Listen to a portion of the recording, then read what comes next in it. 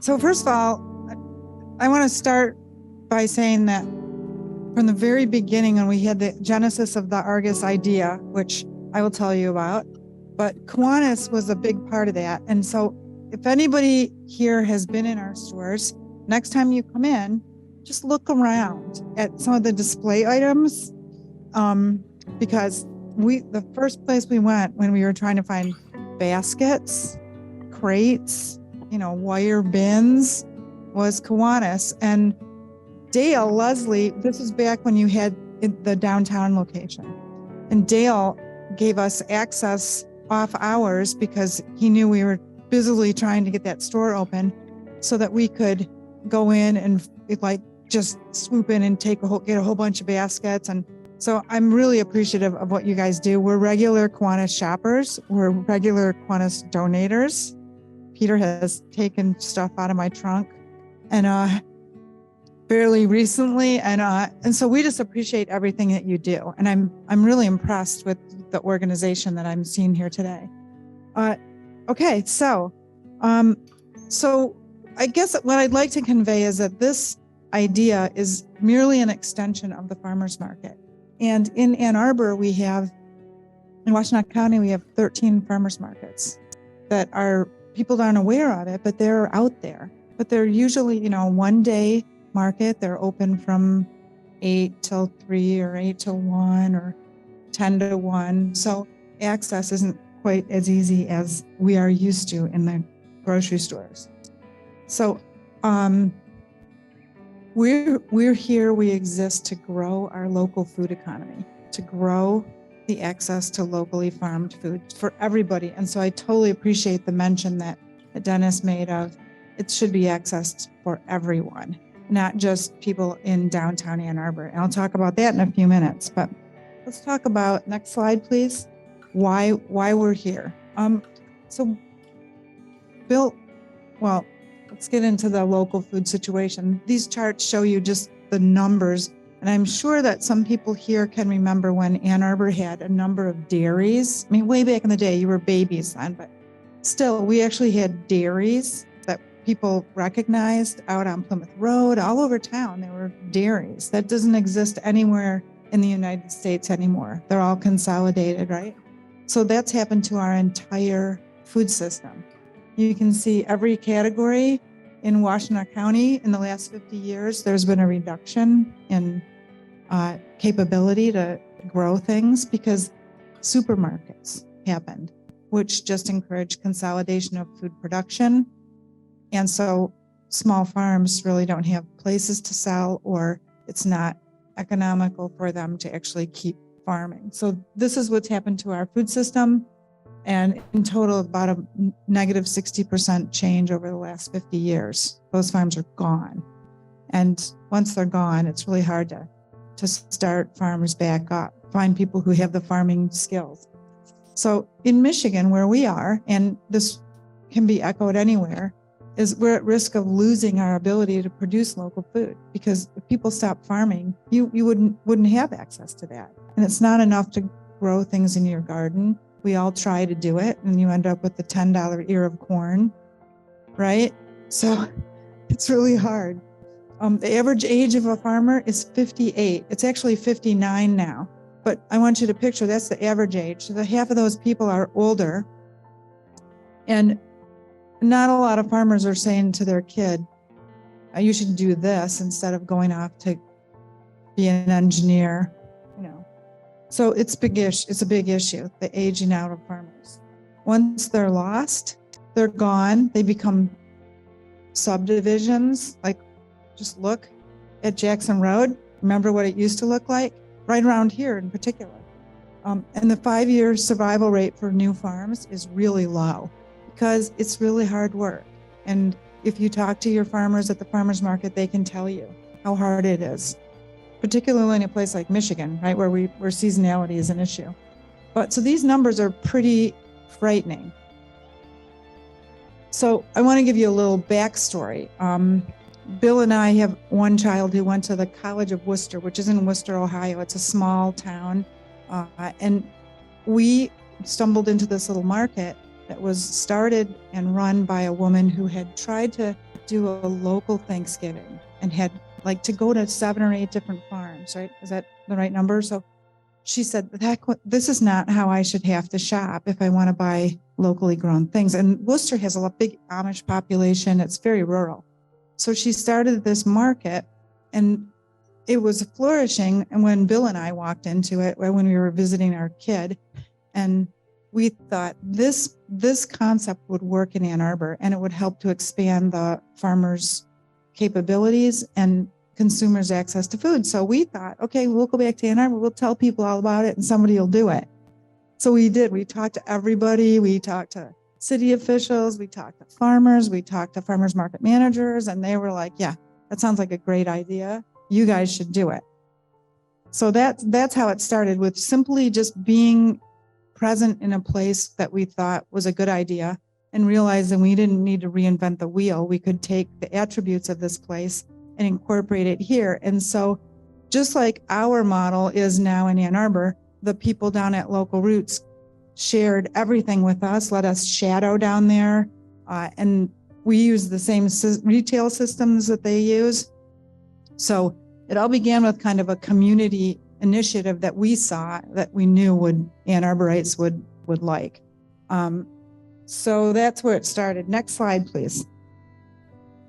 So I think this is a depressing slide for me anyway, because it talks about how our food gets to us. So anything that you eat today, let's just say you go to a big box store, right? Pretty much anything fresh that you eat today, a head of lettuce.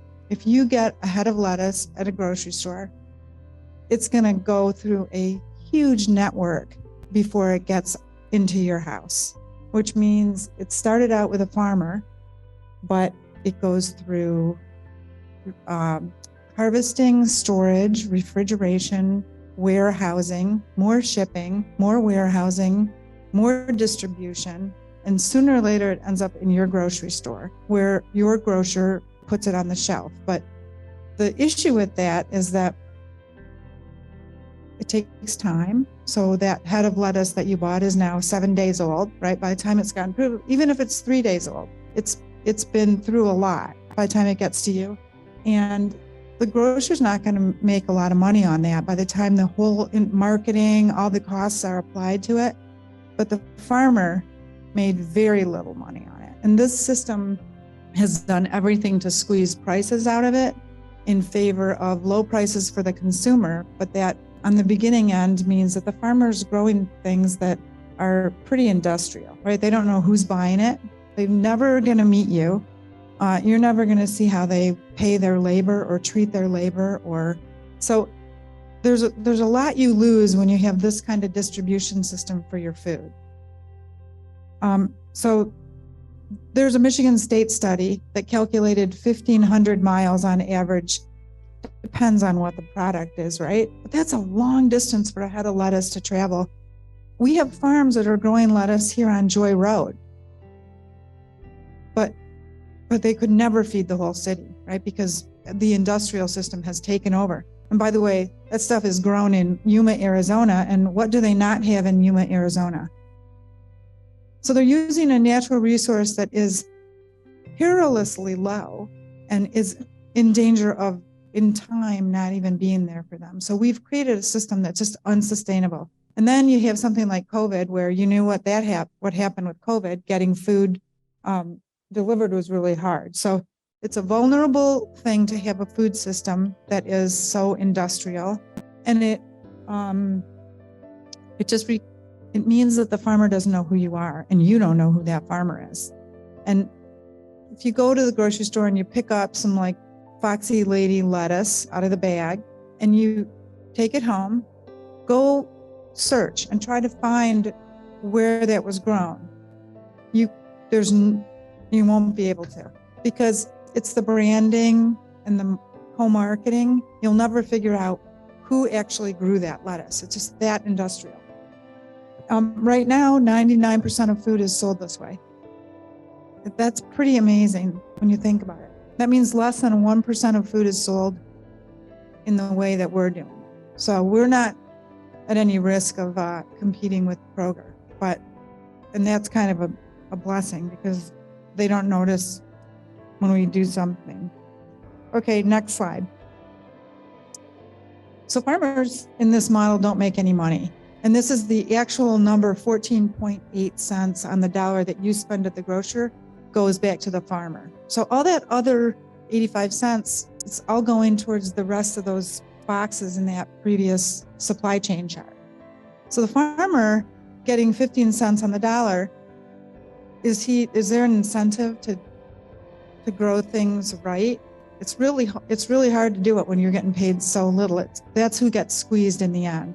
And that's what we learned when we were looking at this company in Ohio, that, okay, maybe we can change that. So here's the story with Argus. In our store, you can just flip that. Kind of. We are a consignment model, which means that our farmers own the stuff that you buy there. So when you're buying it, the incentive is for us to educate you about the farmer who grew it. And the farmer who grew it is engaged and wants us to sell as much of the product as possible. So we've tried to go back to the old way of selling. Our store on Packard Road, I don't know if any of you remember when it was Clegg's Market, right? Clegg's Market. It was funny because Mark we met told me once that he was a delivery guy for Clegg's. And they used to like deliver to people's houses and actually like put stuff on people's shelves in the house. Like they would go in and like, because he was joking, he'd always have to screw in light bulbs and do like household tasks whenever he brought the groceries. So this is the old days, but our store on Packard, when Clegg's Market was operating, one of the farms in Dexter was delivering to Clegg's Market. And that farmer's great-granddaughter delivers to our market now, it's just amazing to me that those things still are happening. Can you flip the slide, please? Thanks, Ken.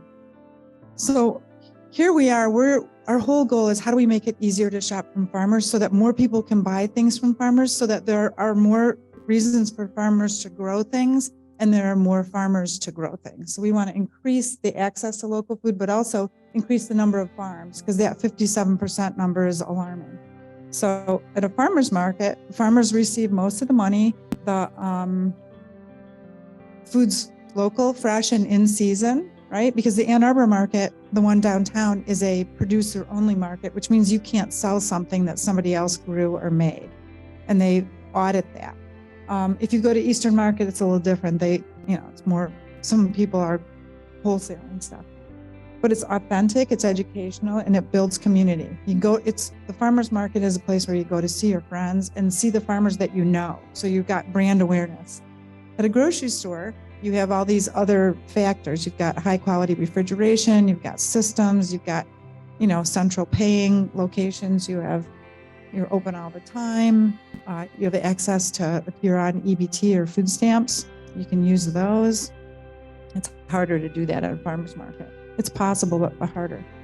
But so what we thought is, well, we'll copy this model from Worcester and we'll just combine both of those and we'll make it bigger. So that's what we've done, is our model is a little bit bigger than what they're doing in this small town in Worcester, because Ann Arbor is bigger.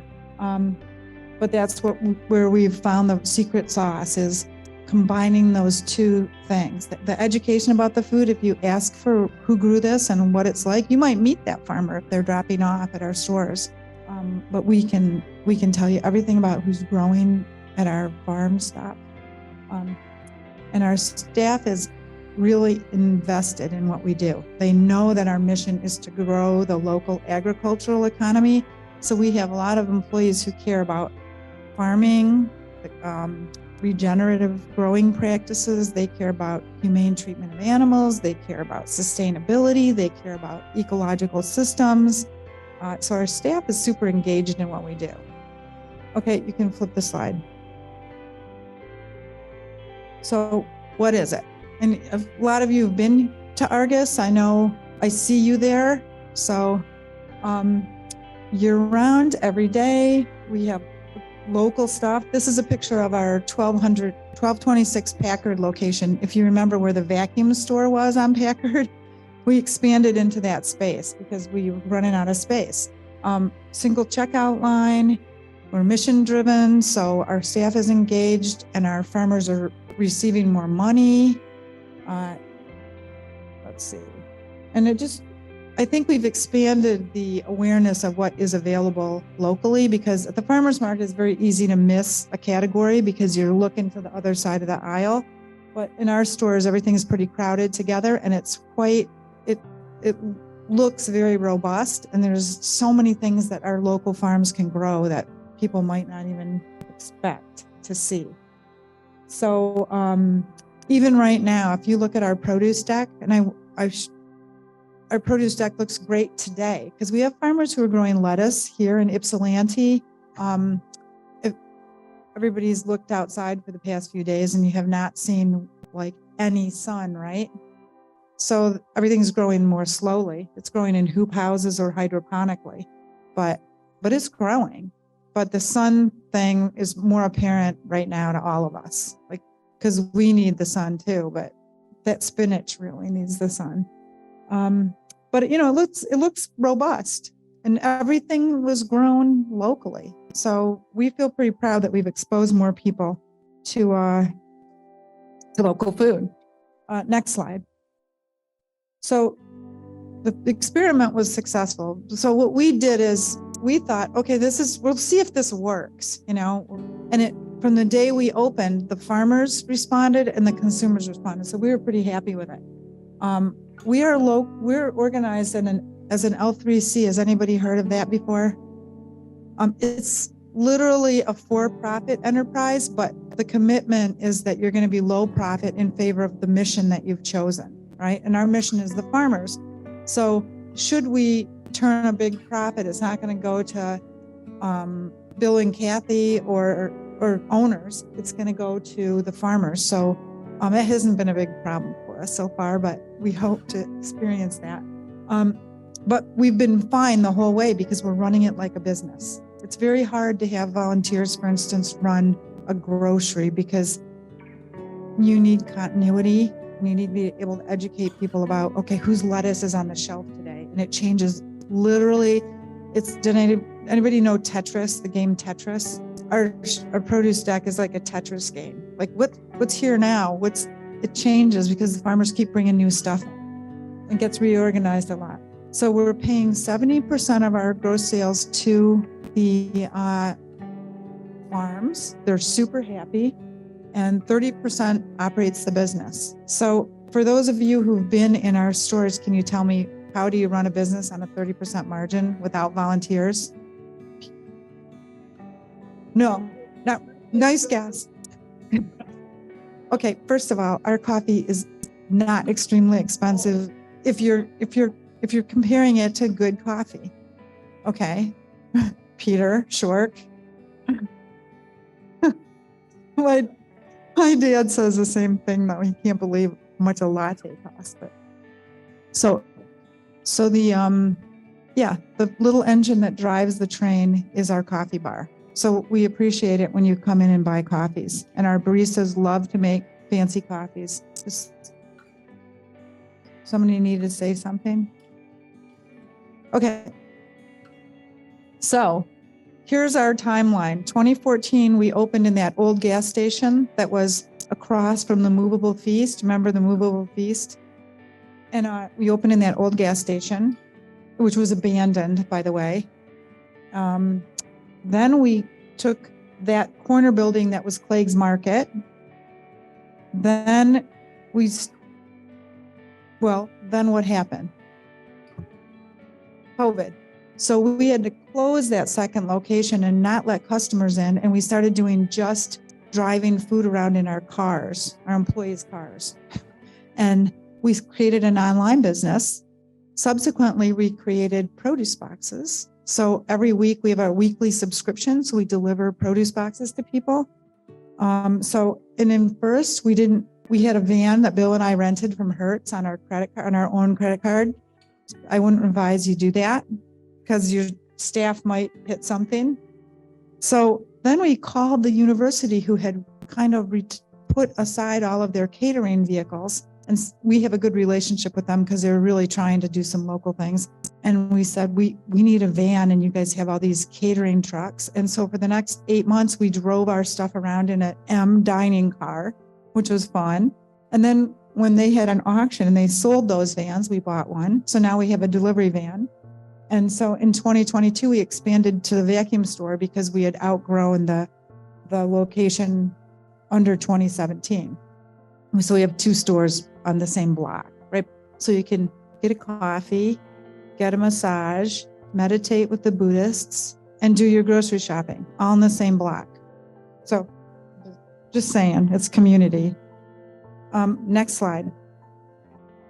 So our impact, we opened in 2014, we had 40 farms, and they were, right? Nobody had, we had never done this, and they didn't know us, but we now have over 200 farms. Because you're considered a farmer if you just have asparagus for that 1 month in the year, right? So it takes a lot of farms to fill a store.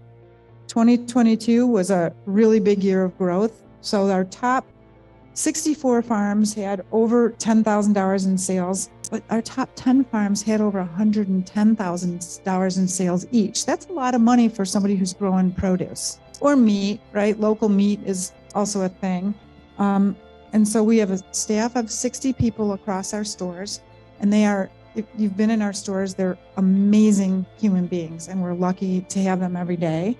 And we've paid out over $15 million to support the local farms at a 70% margin for those farms, which is way more than they would get even if they were allowed to sell at a grocery store, which they're not, because they don't meet those shrink wrap standards that the grocery stores have now. And these are pictures of 3 of our farmers, actually. So it just happened to be in the store at the same time. So we're pretty proud. We feel like it's working. And so now we're teaching this model. You can flip the slide. Community, right? But I talked about community. That's Debbie Stabenow up there. She came because she was part of the Farm Bill. She's super enthusiastic. We have people who do all kinds of fun cottage food things outside the stores. We teach classes to the university because they have all these local food and food systems classes. It's a really big thing right now, sustainability. So we do a lot with the university. And we sell great coffee. It's a great place to go and have a cup of coffee and talk to your next candidate for a position at Kiwanis, for instance. All right, so the nice Venn diagram that brings producers, customers, and staff together. Next slide, please. So these are the people that we've talked to about opening locations around the country. And if you've seen one farm stop, you've seen one farm stop. Like, they're all different, right? Because they're all in different demographics. They all have different people running them, different missions, different farming capabilities, different focus. But the thing they all have in common is trying to keep those small local farms feeling invested in and feeling supported so that they continue to grow things. And it's working. So some here might have been to Agricole in Chelsea. That was one of our managers went over there, and a bunch of people started Argus, and we did a training. So we do a 3-day training class for people who want to start it, because in 8 years, we've learned a lot, and it's just easier for us to ease people into it and help them avoid some of the difficulties in starting a business. So the takeaways, am I on time? Okay. Next slide, please. Takeaways. Okay, you got to have a vibrant local food economy.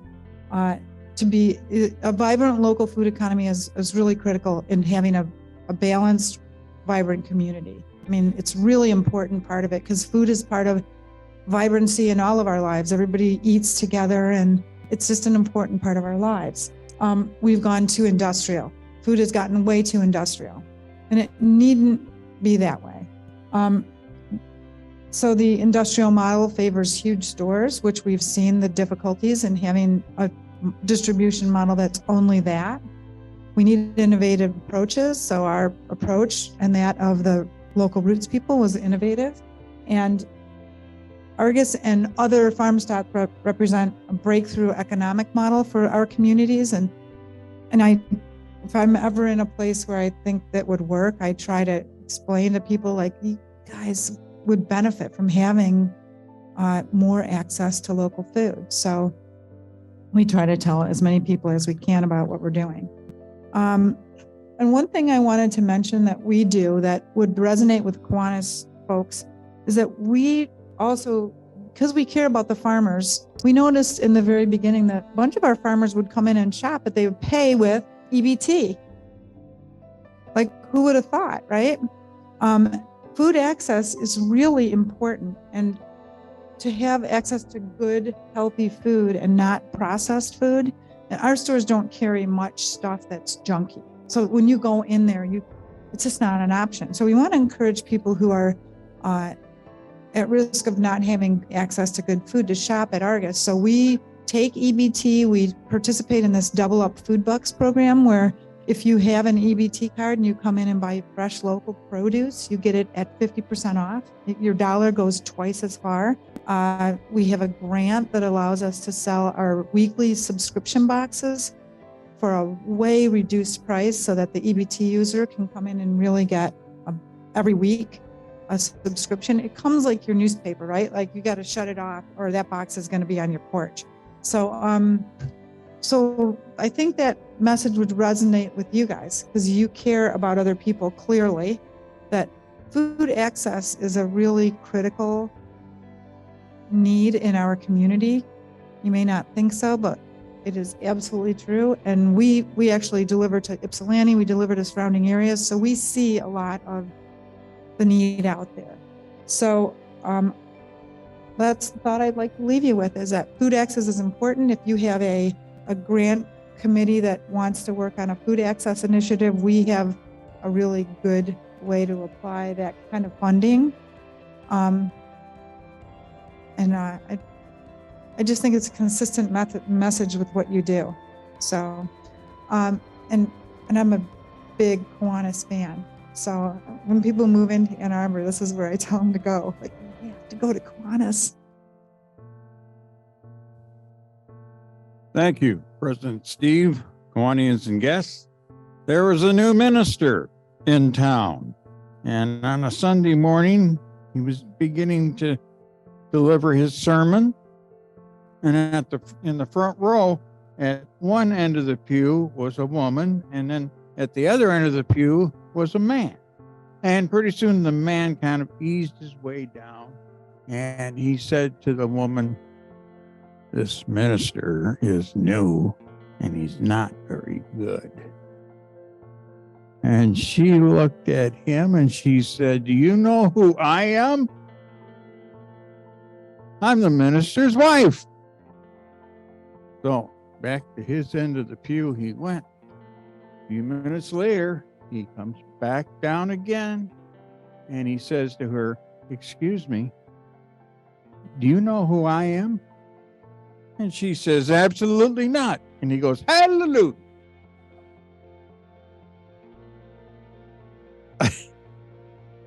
Anyway, first of all, for hospitality, we lost a couple of, or at least one former member, and one member that is also a former member is doing exceedingly well. So both ends of the spectrum. Dr. Walter Jarvis, who is 99 years old. He would have been 100 in October, but he didn't make it. But anyway, Dr. Jarvis, 99, was a former longtime member of the club, and he was a very popular local optometrist. Many of you were probably patients of his. Anyway, he passed away on January 9th in the Chelsea Hospital with his loved ones near. And he lived in Stockbridge, Michigan, which I didn't know. Anyway, Dr. Jarvis' former wife, the late Tony Jarvis, is probably familiar to many of you who volunteer here at the sale, because she was always up front and doing whatever needed to be done, like most of us, to make the sale a success. And she also was a very talented accordion player, and she would accompany the German Park dancers. For those of you that go out to German Park during the summer, there's a whole group of young people that perform, and she was the accompanist of that group.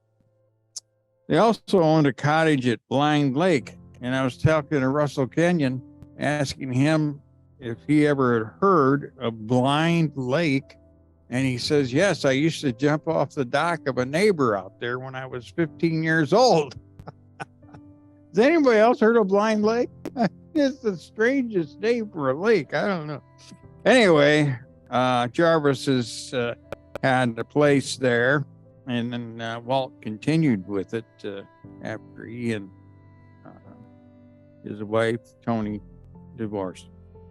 Another interesting fact comes from former club member Bill Halleck, who with his wife Lucy resides in Balfour Senior Living.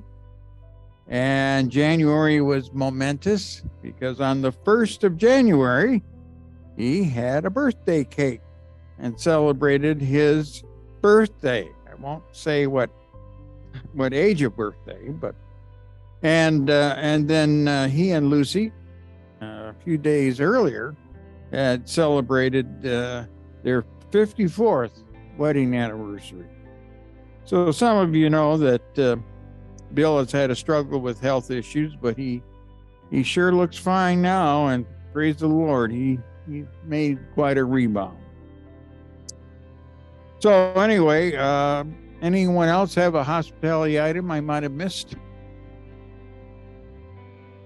If not, keep those cards and letters coming in. I try to keep track of everybody, and those are the two things that were especially noteworthy this week. Now, on interclubbing, a go-go, we're really off and running with that, and I'm trying to finalize and confirm all the locations of the clubs in our division so that when you make arrangements to go with a past president, you know, in fact, that is where they're meeting and at what time. But we have, Max, you want to talk about the debut you're making for all us past presidents? Going out to Chelsea. Yeah, and who's going with you? Good. Yeah, they're going out to Chelsea, and so just one of many of these interclubs that hopefully will continue once I get confirmation on where all the clubs are meeting and at what time. I don't have anything more to say. That's a first. Any questions? Everybody's getting fired up for this. If you want to go on an interclub, find a past president. You don't have to wait for them to ask you. You ask them. And they're challenged to guide you to any one of a host of different clubs in our district. Thank you. And we will close with the pledge.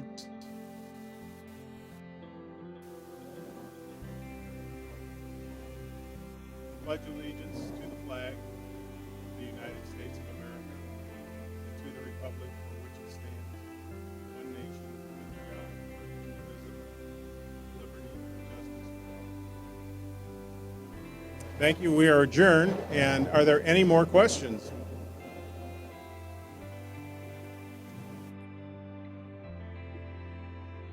Ken, do we have any more questions from home? No hands are up. Ken, do we have any more questions from home? Okay. All right, we're closed.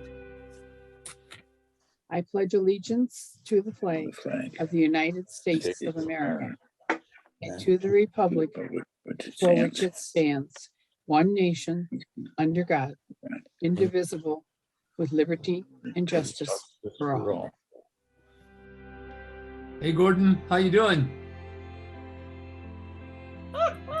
Is he in a plane or what? I'm doing okay. Are you in your suite? I'm in our cabin, yes. You're in. Okay, great. Are you're I just thought floating? I'd tune in. I just thought I'd tune in for a couple minutes. Oh, yeah. We're so well, glad you did. yeah, right. And some of your pictures were shown today, Oh, were they? earlier. Yeah, Yes. right. Well, good. Okay. If you think that that's something that I should just do, I'll continue to do it. Please do. Yeah, Yes. we're enjoying them. There isn't always a good opportunity to show them at these meetings, but Oh, sure. get some off today. Yeah. Okay. Gordon, Yes. Somebody. I think Ken was trying to say Gordon, something. can you hear me? Yes, I can. Gordon. If you could put captions on, what we're looking at on those pictures, that would be great. Is that something that would be easy for you to do? Oh, of course, I can do that without any problem at all. Okay, that would be great because people were asking questions about what they were, and I could have looked it up, but while I'm doing this and running it, Oh, no. it got a little difficult. Well, Anyway, but everybody enjoyed them. Well, good. And like I said, I'll, as we go to different locations and I get a accumulation of things, I'll send a few of each. That's great. That's Just kind of good. plot where we're at. We're about a 3/4 of a day out of Honolulu right now. So Woo. Good. Nice. Okay. just floating somewhere in the Pacific. Yeah, right. It looks like life is really tough there.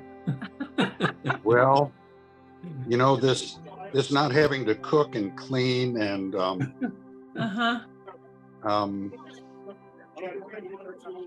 it's rough, but I'll see Yeah. what I can do. Just don't get too used to it. Yeah. I'll try. But it was good seeing you. Very good seeing you both. I'm glad to see Okay. Good that seeing you. All right. you're I'm, doing well. I'm here, but I don't show very much because he's Oh, I the see it. dog. All right. Well, you guys take care. Okay. will. All right. I forgot to put my lipstick on because I'm not wearing a mask.